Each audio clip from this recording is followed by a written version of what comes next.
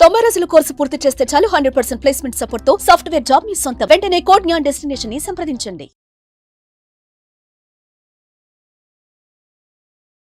నమస్కారం, సుమన్ టీవీకి స్వాగతం. 2025 సంవత్సరం నవగ్రహాల స్థితిగతులు ఎలా ఉన్నాయి, ద్వాదశ రాశుల వారికి ఎటువంటి ఫలితాలని అందజేస్తున్నాయి, ఈ విషయాన్ని తెలియజేసేందుకు మనతో పాటు ఉన్నారు ప్రముఖ జ్యోతిష శాస్త్ర పండితులు, శ్రీచక్రపీఠ వ్యవస్థాపకులు బ్రహ్మశ్రీ ప్రదీప్ జోషి గారు. గురుగారు నమస్కారం. శ్రీమాత్రే. గురుగారు, 2025 సంవత్సరం మరి కుంభరాశి వారికి ఎలా ఉండబోతుంది? రాశిలో ఉంచి శని వెళ్తున్నాడు కాబట్టి ఏమైనా కొంచెం రిలీఫ్ ఉంటుందా వీళ్ళకి? శ్రీ గురుభ్యో నమః. శ్రీమాత్రే నమః. కుంభరాశి వాళ్ళకి నేను చెప్పేది ఏంటంటే, ఇప్పుడు ఏలినాటి శని ఇంకా 2.5 సంవత్సరాలు ఉంది.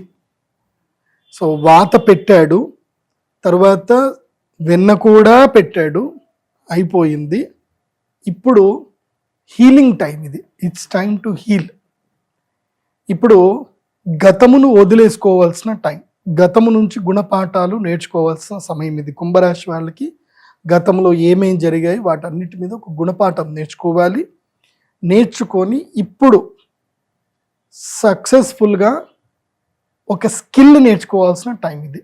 ముఖ్యంగా యంగ్స్టర్స్ చెప్తున్నాను, 20 ఏళ్ళ నుంచి 40 ఏళ్ళ మధ్యలో ఉండేటువంటి వాళ్ళకు ఈ ఇంకా 2.5 సంవత్సరాల పాటు స్కిల్, ఏదైనా ఒక స్కిల్ని ఓన్ చేసుకోండి, తర్వాత మీకు లక్ వస్తుంది, నేను చెప్తున్నా. సో స్కిల్ని ఏదైనా ఓన్ చేసుకోండి తప్పకుండా. ఉద్యోగము చేయొచ్చు, కానీ దాంతోపాటు స్కిల్ తప్పకుండా నేర్చుకోండి. ఇట్స్ టైమ్ టు లెర్న్, అదొకటి. కానీ ఈ సంవత్సరం డబ్బులు విపరీతంగా వస్తాయి. ఇటు డబ్బు వస్తుంది, ఇటు కష్టము వస్తుంది, రెండూ ఉంటాయి. వచ్చిన డబ్బు పోతుంది, జేబుకు చిల్లు పడుతుంది, కానీ జేబులో డబ్బులు పడతాయి. సో మీరు చిల్లు పట్టింది అని అపాయింట్మెంట్ ట్రై చేయకండి. ఇప్పుడు అంతే, ఎక్స్ప్లోర్ అవ్వాల్సిందే. ఇప్పుడు నీకు అవసరం ఉన్నా లేకున్నా నీ ఫ్రెండ్స్ తోటో అక్కడిక్కడ తిరుగు, బిజినెస్ల గురించి అన్నిటి గురించి తెలుసుకో, ఎక్స్ప్లోర్ చెయ్యి. తర్వాత డబ్బులు సంపాదిస్తావు, రాబడి మార్గం వస్తుంది, వచ్చినవి కూడా పోతాయి కూడా. కానీ ఇది ఒక మంచి అనుభవాన్ని మాత్రం మిగిలిస్తుంది, మీకు మంచి బిజినెస్ మ్యాన్గా తయారు చేసే అవకాశాలు అయితే ఉంటాయి. ఇప్పుడు కుంభరాశి వాళ్ళు మంచి బిజినెస్ మ్యాన్ అవుతారు. ఇప్పుడు ఏంటంటే కనుక, ఇప్పుడు మనం ఒక శిల్పాన్ని చెక్కుతున్నాము, కానీ అది ఇంకా పూర్తి చేయకన్నా మునిపే శిల్పాన్ని చూడకూడదు, పూర్తి చేయకన్నా మునుపు దాన్ని వదిలేయకూడదు, ఇంకా నాతో అయిపోయింది. ఇప్పుడు ఉదాహరణకి మనము ఒక 100 అడుగులు తవ్వితే నీళ్లు పడతాయి, కానీ 99 అడుగులు తవ్వేసి ఇంకొక అడుగు తవ్వకుండా వదిలేస్తాను చూడు, అదే జరుగుతుంది కుంభరాశి వాళ్ళకి. So do your best. నేను చెప్పేది కుంభరాశి వాళ్ళకి, మీ బెస్ట్ ఎంత ఉందో అంత ఎఫర్ట్స్ పెట్టండి, మీరు సక్సెస్ఫుల్ అవుతారు. ఇప్పుడు ఎఫర్ట్స్ పెడితే వాళ్ళకి ఆ బీజం పడుతుంది. సో మళ్ళీ తృతీయ గురువు వచ్చి మళ్ళీ 7వ గురువు వచ్చేసరికి దానికి ఫ్రూట్స్ స్టార్ట్ అవుతాయి. ధనుసు రాశి వాళ్ళకి ఎట్లాగైతే ఫ్రూట్స్ ఎట్లా వస్తాయో అట్లా ఇప్పుడు కుంభరాశి వాళ్ళకి ఇప్పుడు మీరు బీజం పెడితే మీకు దాని యొక్క ఫ్రూట్స్ ముందు వస్తాయి. కాబట్టి 100% ఎఫర్ట్స్ పెట్టండి, ఎక్కడ కూడా నీరస పడకండి, వదిలేయకండి. అండ్ నిరాశ అస్సలు పడకండి. ఇది నిరాశ పడే సమయం అయిపోయింది, గివప్ చేస్తారు, గివప్ చేయకండి. నేను కూడా ఇదే టైంలో నేను గివప్ చేద్దాం అనుకొని రెడీ అయిపోయా, కానీ గివప్ చేసుకోవాలా. మా అమ్మ గుర్తుకొచ్చింది కాబట్టి నేను గివప్ చేయలే, బయటకు వచ్చేసా. లేదంటే నేను గివప్ చేసుకునేటువంటి సేమ్ టైం కరెక్ట్గా ఏళ్ళనాటి శని అయిపోయే టైంకి గివప్ చేస్తారు చాలామంది. ఇంకా నా వల్ల కాదు అనుకుంటారు. అయితే తాడో లేకపోతే బ్లేడో అంటారు. తాడు లేదు, బ్లేడు లేదు, తగ్గేదలా పరిగెత్తాలి, అంతే, చేస్తానే పోవాలి. కాంప్రమైజ్ కాకుండా కష్టపడండి. దేవుడు ఎప్పుడైనా గుర్తుపెట్టుకోండి, ఆ లాస్ట్ మూమెంట్లోనే బాగా ఒత్తిడి చేస్తాడు. అది అయిపోయింది అనుకోండి, ఇంకా ఉంటుంది జీవితం, సూపర్ ఉంటుంది. సో కేజీఎఫ్ మీ లైఫ్ లోపల KGF 2 వస్తుంది అనుకోండి, 1 కాదు 2 వస్తుంది మీ లైఫ్ లోపలికి. ఓకే, గుర్తుపెట్టుకోండి. ఇంకా ఎలాంటి పరిహారాలను పాటించాలి వీళ్ళు?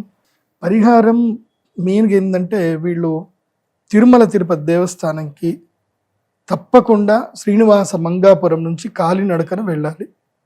శ్రీనివాస మంగాపురం నుంచి తిరుమల తిరుపతి దేవస్థానం దర్శనం చేసుకోవాలి. తర్వాత ఈ మార్చ్ 28 తర్వాత షష్టగ్రహ కూటమి రోజు యాగం చేసుకోవాలి వీళ్ళు తప్పకుండా. యాగం అయిన తర్వాత సో పంచభూత శివలింగ దర్శనం చేసుకోవాలి. మొట్టమొదటిగా పృథ్వీలింగం దగ్గరికి పోవాలి. ఎక్కడ పృథ్వీలింగం అంటే కంచి కామకోటి పీఠం దగ్గర ఉంటుంది. ఏకాంబరనాథేశ్వర స్వామి దేవస్థానం. మొదలు వెంకటేశ్వర స్వామి దర్శనం చేసుకోవాలి, అక్కడ నుంచి డైరెక్ట్గా కాంచీపురం వెళ్ళాలి, కామాక్షమ్మ దర్శనం చేసుకోవాలి, తర్వాత ఏకాంబరనాథేశ్వర స్వామి దర్శనం చేసుకోవాలి. సో పృథ్వీలింగం అయిపోయింది. పృథ్వీలింగం అయిన తర్వాత నీరు జలలింగంకి వెళ్ళాలి, జంబుకేశ్వరంకి వెళ్ళాలి. పక్కనే దారిలోనే శ్రీకాళ వస్తుంది కదా, పోయి అట్లా వెళ్తే కదా అంటే కాదు. ఫస్ట్ పృథ్వీలింగం ఎస్టాబ్లిష్మెంట్, దెన్ తర్వాత జలలింగం జంబుకేశ్వర స్వామి దగ్గర పోవాలి. జలలింగం తర్వాత అగ్నిలింగం అరుణాచలం పోవాలి. అగ్నిలింగం దర్శనం చేసుకున్నాక వాయులింగం శ్రీకాళహస్తి. శ్రీకాళహస్తికి వచ్చి అక్కడి నుంచి మన ఎక్కడికి వెళ్ళాలి, చిదంబర స్వామి దగ్గరికి వెళ్ళాలి. ముందుకి వెనక్కి అవుతుంది కానీ పోవాలి, అట్లాగే పోవాలి. ఎందుకోసం అంటే పంచభూత శివలింగాలు స్టెప్ బై స్టెప్, లేదంటే చిదంబరం నుంచి మొదలు చేసుకొని లాస్ట్కి కామాక్షిపురం రావాలి. అట్లా వస్తే ఓకే.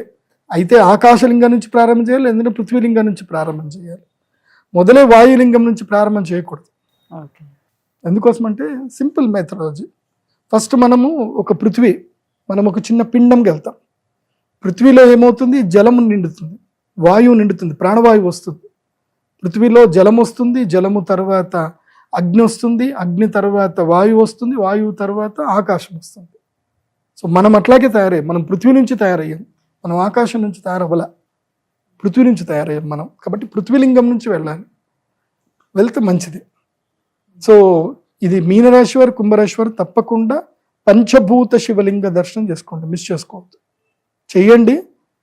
ఇంకా మీరు ఏ ఆస్ట్రాలజర్ దగ్గర పోవాల్సిన అవసరం లేదు, శివుడు మీతో నడుస్తాడు. ఇంకా నేను అందరికీ చెప్తున్నాను, ఈ వీళ్ళే కాదు అన్ని రాష్ట్రాల వారికి చెప్తాను, పంచభూత శివలింగాలు ఎవరైతే గనక నియమంగా వెళ్ళి ఒంటరిగా వెళ్ళి దర్శనం చేసుకుంటారు, అంటే ఏ బాధరాబంది ఏది ఉండకూడదు, ఒంటరిగా వెళ్ళాలి. అంటే నువ్వు దేవుడు అంతే, ఇంకేం ఉండకూడదు.